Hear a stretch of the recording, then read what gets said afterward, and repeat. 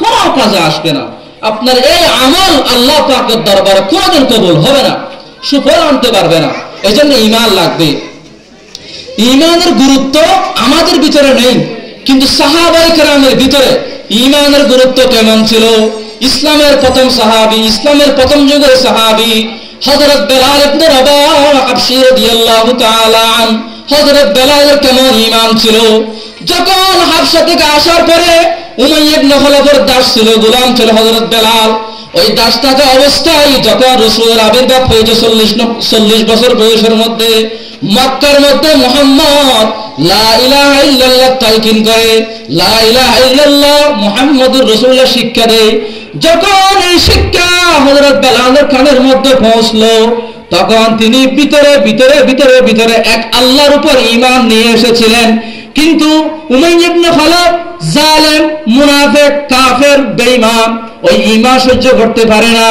ভিতরে ভিতরে যখন ঈমান এনেছে, একদিন খবর পেয়েছে যে বেলাল নাকি মুহাম্মদের উপর ঈমান এনেছে। তখন উমাইয়া ইবনে খলফ খুব রাগে ঠকবক হয়ে একদিন হযরত বেলালকে হযরত বেলাল রাদিয়াল্লাহু তাআলা আনহুকে বাহিরে আরবের কত উত্তপ্ত মাঠ, উত্তপ্ত ময়দান বাড়ির মধ্যে শুয়াই রেখে উপরে গরম গরম পাথর চাপিয়ে দিত এবং তাকে বিভিন্ন ছেলেবেলের মাধ্যমে ওই মাঠের মধ্যে টানা হেঁচড়া করা হতো। হযরত বেলালের সমস্ত শক্তি যখন শেষ নিঃশ্বাস ত্যাগ করার মতো হয়ে যেত, সাকরাত মওতের মতো যখন হয়ে যেত, তখন ইবনে খলফ বলতো, তুমি বলো হযরত, তুমি বলো বেলাল, মুহাম্মদ নেই বলো, মুহাম্মদ আল্লাহর নবী নয় বলো, আল্লাহর সাথে অন্য কেউ শরীক আছে বলো, আল্লাহকে ইবাদত করো না। তখন হযরত বেলাল মৃত্যু শয্যায় শুয়ে তিনি বলতেন, আহাদ আহাদ আহাদ। আহাদ বলতে আল্লাহ পাক, আর কিছু বলার শক্তি নাই, আমি একমাত্র আহাদকে চিনি, আল্লাহকে চিনি। কুল হুয়াল্লাহু আহাদ আল্লাহুস সামাদ লাম ইয়ালিদ ওয়া লাম ইউলাদ ওয়া লাম ইয়াকুল লাহু কুফুয়ান আহাদ। তুমি আমাকে যত নির্যাতন করতে পারো, কিন্তু আমি এক আল্লাহর উপর থেকে নিজেকে ঈমান ছাড়তে পারবো না। তিনি বলেছেন এই কথা।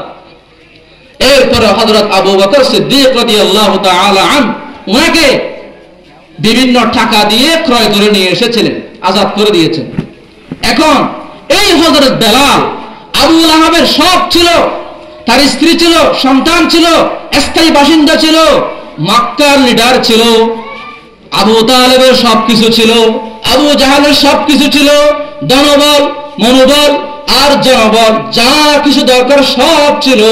হযরত বেলালের কিছুই ছিল না, স্ত্রী ছিল না, তার সন্তান ছিল না, তার সম্পদ ছিল না, স্থায়ী বাসিন্দা ছিল না, কিন্তু শুধুমাত্র ঈমান থাকার কারণে ওই মেরাজের রজনীর মধ্যে রাসূল করিম সাল্লাল্লাহু আলাইহি ওয়াসাল্লাম যখন জান্নাতের মধ্যে ঘোরাফেরা করছিলেন, তখন ঠক ঠক ঠক ঠক ঠক ঠক একটি আওয়াজ শুনতে পেয়েছিলেন রাসূল করিম সাল্লাল্লাহু আলাইহি ওয়াসাল্লাম, ইন্নী সামিতুল খাশখাশাতা ফিহা, আমি জান্নাতের মধ্যে একটি আওয়াজ শুনতে পাচ্ছিলাম।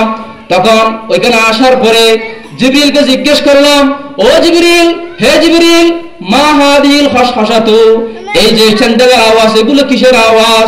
তখন জিবরিল বললেন, ওইটি হচ্ছে ওই যে মরুভূমির সাহাবী হযরত বেলাল হাবশী রাদিয়াল্লাহু তাআলা আনহুর চন্ডালের আওয়াজ, জান্নাতের মধ্যে চলে গেছে। এই